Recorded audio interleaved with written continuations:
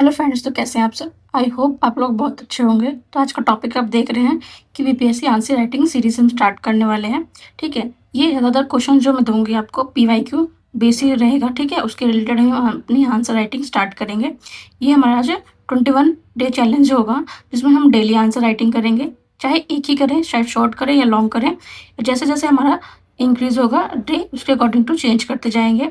Target क्या है हमारा 72 बीपीएससी या जो 73rd बीपीएससी देना चाहते हैं, या जो सिर्फ अपनी आंसर राइटिंग को स्टार्ट करना चाहते हैं, वो इस जो चैलेंज है, ठीक है, उससे जोड़ सकते हैं। क्योंकि बोला जाता है कि 21 डे अगर आप डेली करते हैं जो कार्य, वो आपके हैबिट में आ जाता है। तो हम डेली कोशिश करेंगे कि 21 में ना एक आंसर जरूर लिखेंगे, ताकि हमें आंसर राइटिंग से रिलेटेड जितनी भी हमारा डर है या लिखना नहीं आता है, बहुत स्टूडेंट ने बोला था कि हमें लिखना ही नहीं आ रहा है, तो इस टॉपिक्स में हम बात करेंगे। बहुत सारी जो tips and tricks daily daily से कि आपको जैसे कि स्टार्ट होता जाएगा, और ये 20 डे में आपको मिलने वाला है। तो शुरुआत में आपको डेली 1 शॉट मिलेगा 2 से 3 दिन। उसके बाद फिर हम लॉन्ग पे आएंगे, फिर हम लॉन्ग और शॉर्ट पे लिखेंगे, और फिर लॉन्ग में जैसे करेंगे कि 2 या 3 क्वेश्चन ले लेंगे, या शॉर्ट में 5 क्वेश्चन ले लेंगे। जिस तरह से आपकी स्पीड भी बढ़ती जाएगी। और डेली आंसर राइटिंग में ये होगा कि आपको रोज जिस तरह से आपको क्वेश्चन मिलेंगे, उसके अकॉर्डिंग टू हम अपनी जो आपको मैं टिप्स दूंगी, जैसे किस तरह से आपको अपने आंसर्स लिखने हैं, या इंट्रो लिखना है, या निष्कर्ष लिखना है, बॉडी पार्ट कैसा होना चाहिए, फ्लो चार्ट कैसे यूज करते हैं, मैप कहाँ पे यूज कर सकते हैं। तो इस आंसर राइटिंग में पूरा यही 21 डे चलेगा। ठीक है, आई होप मैंने आपको जो 20 डे का प्लान बता चुकी हूँ कि ये ऐसे होने वाला है। ठीक है, तो स्टार्ट करते हैं। पहले स्टार्ट कर लेते हैं सब्जेक्ट से। ठीक है, तो आप देखते हैं जीएस पेपर 1 में हिस्ट्री और सी और आईआर होता है, डीआई को भी छोड़ देते हैं। और जीएस पेपर 2 में पॉलिटी, इकोनॉमिक्स, हमारा ज्योग्राफी और साइंस टेक आता है। ठीक है, तो इंट्रो कैसे लिखते हैं। इंट्रो क्या होता है, सब्जेक्ट और क्वेश्चन की डिमांड के अनुसार लिखा जाता है इंट्रो, या फिर आपको बेसिक इंट्रो लिखना होता है कि सब्जेक्ट आपका क्या है। जैसे पॉलिटी का आपका है, तो पॉलिटी में आप क्या कीजिएगा कि भाई अनुच्छेद के साथ स्टार्ट करेंगे। साइंस टेक में है कि कुछ करंट का इशू कर सकते हैं।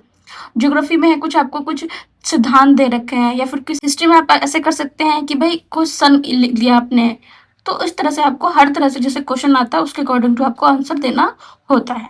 उसी तरह से है बॉडी पार्ट। तो शॉर्ट में आपको बिल्कुल टू द पॉइंट बात करनी होती है, क्योंकि सीधा मतलब यही होता है कि सीधा अपनी बात को लिखना होता है, क्योंकि उतना टाइम नहीं होता है। जैसे कि आप देख रहे हैं हिस्ट्री में पहले 5 क्वेश्चन पूछते थे, तो 6 क्वेश्चन कर दिया गया 71 से, और 70 में 6 क्वेश्चन कर दिया था साइंस टेक के। तो आपको ना 6 क्वेश्चन लिखने में बहुत टाइम ज़्यादा लगेगा, तो इसलिए आपको सीधा टू पूछा जितना पूछा गया उतना ही आपको आंसर करना है, क्वेश्चन के बिल्कुल डिमांड के अनुसार करना है। लॉन्ग में क्या करना होता है आपको कि पहले डिवाइड क्वेश्चन करना होता है। ठीक है, जितना क्वेश्चन आया है उसके अकॉर्डिंग टू अपने क्वेश्चन को बांट लेना कि पूछा क्या क्या गया है। तो उसी तरह से कि कभी कभार 19-19 का तरह रहता है, या फिर उसके 3 या 4 पार्ट रहते हैं। तो आपको जितना क्वेश्चन पूछा गया उसके ईच पार्ट को आपको आंसर करना होगा, तभी आपको मतलब कि एटलीस्ट 20 मार्क्स मिल पाएंगे। क्योंकि आपने हर पार्ट को जो पूछा गया है उसको जवाब दिया होगा, तभी आपको आंसर मिल पाएगा। अगर आपने अच्छा आंसर किया है तो 22-23 इतना हाईएस्ट मिल जाता है, आपको पता ही होगा। ठीक है, तो आज का जो हमारा क्वेश्चन है सीधा इस पर बात कर देखो, बिल्कुल मैं सिंपल बात पे कर रही हूँ, जो मैं अपना बिल्कुल भी जो हमारा प्लान है उस पर हम डिस्कस कर चुके हैं। तो सीधा अपने डे 1 पे आते हैं। क्वेश्चन क्या है हमारा, भारतीय संविधान की संशोधन प्रक्रिया की आलोचनात्मक वर्णन कीजिए। ठीक है, तो ये 69 का हमारा शॉर्ट में पूछा गया था ये क्वेश्चन। तो पीवाईक्यू है ये। तो सबसे पहले पूछा क्या गया आपसे ये देखना होता है। तो पहले क्या पूछा गया, की पॉइंट को आपको अंडरलाइन करना है अगर आप शुरुआत में बिल्कुल आंसर राइटिंग कर रहे हैं। ठीक है, तो शुरुआत में क्या है, देखो संशोधन प्रक्रिया। तो आपको क्या करना है, संशोधन प्रक्रिया के बारे में बताना है और उसका आलोचनात्मक वर्णन कीजिए। जो लास्ट में दिए रहते हैं, आलोचना कीजिए, मूल्यांकन कीजिए, एनालिसिस कीजिए, तो उस पॉइंट पे आपको उसके अकॉर्डिंग टू करना है। तो आलोचना करना है तो इसमें थोड़ा सा आपको नेगेटिव पॉइंट थोड़ा सा बताना होगा। तो शुरुआत में आप क्या कर सकते हैं कि भारतीय संविधान की संशोधन प्रक्रिया पूछा गया है, तो आप ये कर सकते हैं कि इसमें शुरुआत जब इंट्रो लिखेंगे, ठीक है, तो उसमें आपको क्या करना है कि आपको भाग बता देना कि कौन से भाग में है और कौन से अनुच्छेद में है। बस इस तरह से मेंशन कर देंगे कि भारतीय संविधान की जो संशोधन की प्रक्रिया है वो हमारा भाग किसमें है, 20 में है। ठीक है, और हमारा अनुच्छेद कौन सा है, 368 में। तो बस इस तरह से आपको कर देना है और कुछ नहीं करना है। तो ये आपने 2 से 3 लाइन में आपका ये इंट्रो बन जाएगा। ठीक है। अब क्या करना है, संशोधन की प्रक्रिया पूछा गया है, तो संशोधन की प्रक्रिया का वर्णन करना है आपको। ये हमारा इंट्रो हो चुका है। अब हम सीधा, क्योंकि ये शॉर्ट है तो उसके अकॉर्डिंग टू इसको डील करेंगे। तो अब क्या पूछा गया है, संशोधन की प्रक्रिया। ठीक है, अब उस पर पॉइंट पे आते हैं। तो संशोधन की प्रक्रिया कैसे होता है, तो संशोधन की प्रक्रिया में सबसे पहले क्या होता है कि भाई संसद में बिल लाया जाता है। ठीक है, तो बिल लाएंगे तो उसको हम 4 पार्ट में डिवाइड कर देते हैं। जैसे कि आप देख रहे हैं संविधान संशोधन की प्रक्रिया है, तो शुरुआत में क्या होगा कि आरंभ होगा।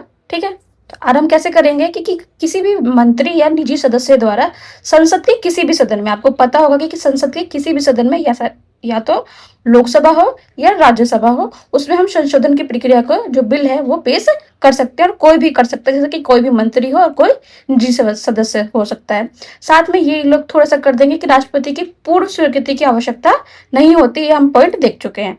अब करते हैं संसदीय अनुमोदन। भाई संसद के प्रत्येक सदन द्वारा क्या होना चाहिए, विशेष बहुमत से पारित होना चाहिए। इस तरह से कर सकते हैं।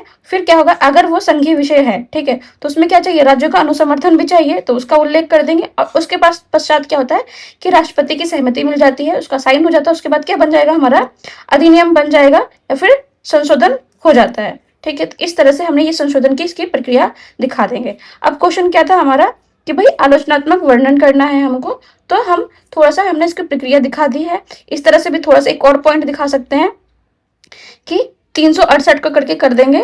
ठीक है, और 368 में बता देंगे कि किस तरह से होता है। एक तो विशेष बहुमत से होता है, एक विशेष बहुमत प्लस में आधे राज्यों का अनुमत समर्थन चाहिए होता है।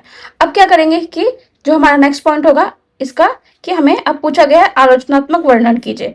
तो अब हम क्या करेंगे, आलोचना करेंगे। तो उस तरह से हम आलोचना के पॉइंट्स लिख देंगे। अब हेडिंग दे देना है आपको कि संविधान संशोधन की प्रक्रिया की आलोचना। तो सबसे पहले आप क्या दिखा देंगे कि अधिक केंद्रीकृत है, क्योंकि जो भी संशोधन लाया जाता है वो राज्यसभा में हम मतलब कि राज्यसभा या लोकसभा में ला सकते हैं, परंतु अगर राज्य इनिशिएटिव नहीं ले सकता है तो संसद में संशोधन की जो शक्ति होती है वो अत्यधिक केंद्रीकरण है, जो क्या करता है, संघीय संतुलन जो होता है उसको कमजोर करता है। ठीक है, इस तरह से, क्योंकि संघीय संतुलन में क्या आता है, केंद्र भी आता है राज्य भी आता है। इस तरह से सीमित भागीदारी का कर सकते हैं, क्योंकि इसमें सिर्फ नेता लोग या फिर निजी सदस्य हैं वो ला सकते हैं, उसमें जनता की कोई भागीदारी नहीं होती है। ठीक है, तो लोकतंत्र की जो वैधता है उसको भी कमजोर करेगा ये। ठीक है, अब कोई अगर संशोधन आया है, अगर उसमें कोई गतिरोध उत्पन्न हो गया है, तो उसमें क्या किया गया, संयुक्त बैठक का प्रावधान नहीं किया गया है, तो उसको हम आलोचना में कर सकते हैं। एक समर्पित निकाय का भी अभाव है कि भाई अगर कोई संशोधन लाया जा रहा है तो उसकी चर्चा करने के लिए या उसके बारे में पूरी डिटेल से हमारी एनालिसिस करने के लिए, उस पर संशोधन करने के लिए, उससे रिलेटेड डाटा जानने के लिए, या उसमें कोई संशोधन जो किया जा रहा है उसका क्या इफेक्ट पड़ेगा समाज पे, हमारी आर्थिक व्यवस्था पे, तो उस पर रिलेटेड भी कुछ ऐसा समर्पित निकाय हमारे यहाँ नहीं दे रखा है। तो ये आप कुछ 4 पॉइंट या 5 पॉइंट लिख सकते हैं अपने। लास्ट में क्या करेंगे कि भाई जो संविधान में संशोधन की प्रक्रिया है वो क्या है, कठोर और जटिल बनाई गई है। किसने बोला था, शायद हमारा के मुंशी ने बोला था। तो उस वाले वर्ड को हम इसमें लिख देंगे। एक बार रीचेक कर लेंगे कि ये वर्ड किसने बोला है कि जो कठोरता है और लचीलापन लाया गया है। ठीक है, तो उस तरह से लिखा देंगे। जो क्या करता है, भारतीय संविधान को एक क्या बनाता है, एक जीवंत दस्तावेज बनाता है, जिसको समय के अनुसार अभी भी हम यूज कर रहे हैं। तो इस तरह से हमारा क्वेश्चन खत्म हो जाएगा। आई होप ये वाला क्वेश्चन आपको मैं समझा चुकी हूँ कि किस तरह से लिखना है, और लिख के मुझे आप मेरे जो टेलीग्राम चैनल है उस पर सेंड कर दीजिएगा। जो मुझे कॉपी अच्छी लगेगी, 2 या 3 अच्छी लगेगी, मैं उसको ही अगले दिन क्या करूंगी, डिस्कस कर दूंगी कि हाँ इसमें ये पॉइंट की कमी थी या इसमें ये आप सुधार कर सकते हैं, या फिर जो मुझे अच्छा लगेगा तो वो भी हम डिस्कस करेंगे। ठीक है, और थोड़ा सा मैं मॉडल आंसर दिखाने की भी कोशिश करूंगी कि मैंने कैसे लिखा है अपना आंसर, और अगले दिन हम क्या करेंगे कि नेक्स्ट क्वेश्चन को उठाएंगे। तो आई होप ये वाला सेशन आपको अच्छा लगा होगा, और प्लीज शेयर कीजिएगा इसको अगर आपको ये डेली आंसर राइटिंग अपनी चैलेंज को पूरा करना है तो।